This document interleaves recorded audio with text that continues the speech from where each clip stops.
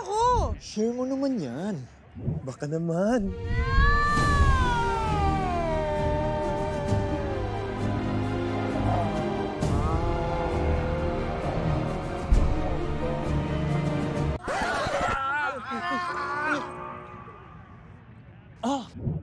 Ano sa tingin mo? Sino mananalo? Hindi ko sure eh. Check natin comments. Sino?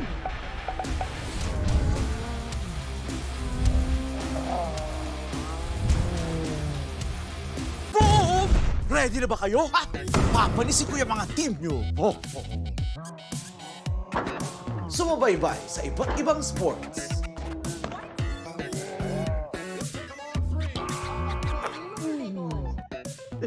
Uy! Andiyan pala kayo.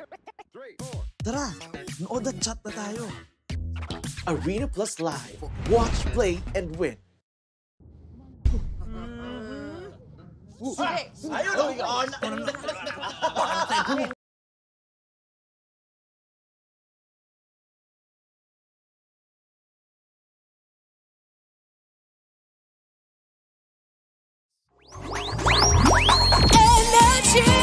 Energy FM.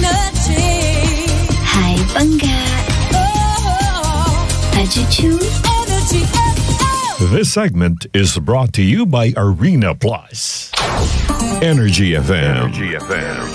Traffic update. Hi, Panggang Driver! Isa magandang morning sa'yo! Kamusta ka naman? I hope you are doing fantastic. Huy! Halika na ha! Alam mo na yung ating daily habit, Panggang Driver. Oo, kabisado mo na to. Let's go at i-check na po natin ang mga kakalsadahan na dadaanan mo for today's video. Dahil alam mo naman I care for you, ayoko nang medyo naaabala ka sa daan. Silipin na po muna natin ang traffic. Ngayon pong April 23, 2024. It's a Tuesday today, Panggang Driver. It's a southbound lane po muna tayo. Kaya sa lahat pa ng mga kumakaway na dyan at kumikambot sa area po ng magmula sa Timog. Sa Timog area hanggang sa Connecticut. I-expect mo na po ang mabagal na daloy po ng mga sasakyan.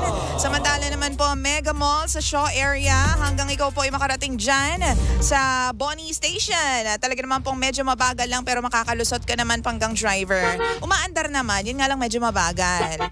Okay, pagdating mo naman po dyan sa Estrella hanggang sa Ayala Avenue, talaga naman pong medyo may pagbabagal din po. Ganon din po ang sitwasyon. Pero hindi naman po ganon ka-heavy. Okay, sapat na mabagal lang. Gusto mo yan? Tapos after nyan, mahal ko Pangga ko, baby ko, pagka nakalagpas ka na dyan sa Ayala Avenue, tuloy-tuloy na po ang daloy ng mga sasakyan hanggang makarating ka na po dyan sa SM Mall of Asia. Sobrang suwabe na po, wala na pong problema. Punta naman po tayo sa lahat po ng mga nandiyan na po at kumakaway sa area po ng northbound lane ng EDSA. Kamusta naman po yung mga nandiyan po at manggagaling po sa Heritage Hotel Manila all the way to Pasay? I-expect mo na po ang heavy guts. Mas mabigat pa sa timbang mo, Panggang Driver. Oo ha, heavy guts po ang daloy ng mga sasakyan dyan sa area na yan. Tapos pagbaba mo po ng Magallanes flyover, i-expect mo na po na medyo magkakaroon po ng build-up sa area na yan hanggang ikaw po ay makarating po dyan sa Estrella. Samantala, Bonnie Station all the way to Mega Mall, ganun din po, mabagal po ang daloy ng mga sasakyan. Oo.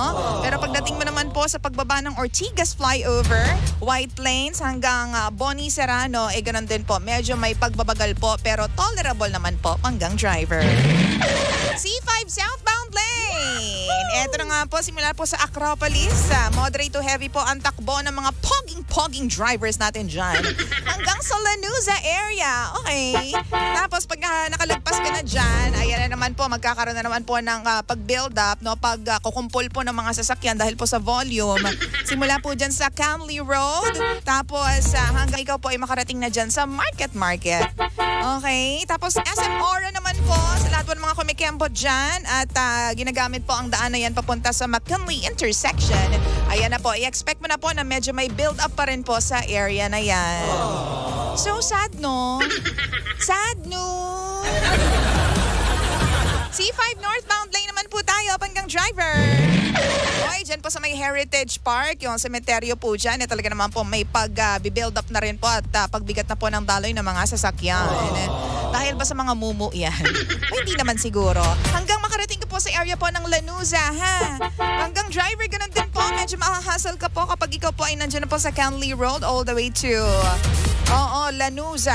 Okay, tapos Wilcon Depot. Hanggang ikaw po ay makarating na ng Eastwood, medyo meron pong pagbigat po ng trapiko. Medyo masikip na po sa area na yan. Wow! Tapos pag-akyat mo po ng Katipunan Flyover, Panggang driver hanggang Bonnie Serrano.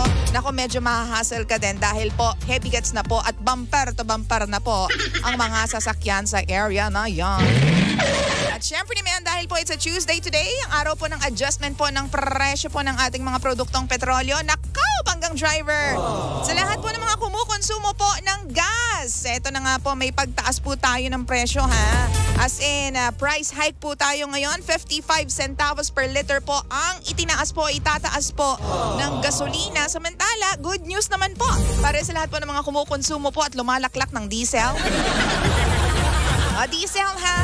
Diesel naman po, bumaba naman po ang presyo ng diesel. Wow! Perfect! Congratulations! 95 centavos per liter po ang ibinaba po. As in price rollback naman po tayo sa diesel. 95 centavos. Okay, tingnan po natin next week kung may pagbaba pa rin. Oo, surprise. Ganyan. At dahil nga po Tuesday ngayon, Panggang driver, syempre naman ang ating pong number coding ay 3 and 4. Kaya naman kung yan po ang dyan nagtatapos ang iyong plate number, naku, expect mo na hindi ka pwedeng lumabas 7 a.m. to 10 a.m. Tapos mamayang alas 5 po ng hapon hanggang alas 8 ng gabi. Energy FM. Energy FM. Traffic Update. This segment was brought to you by Arena Plus. Why would I be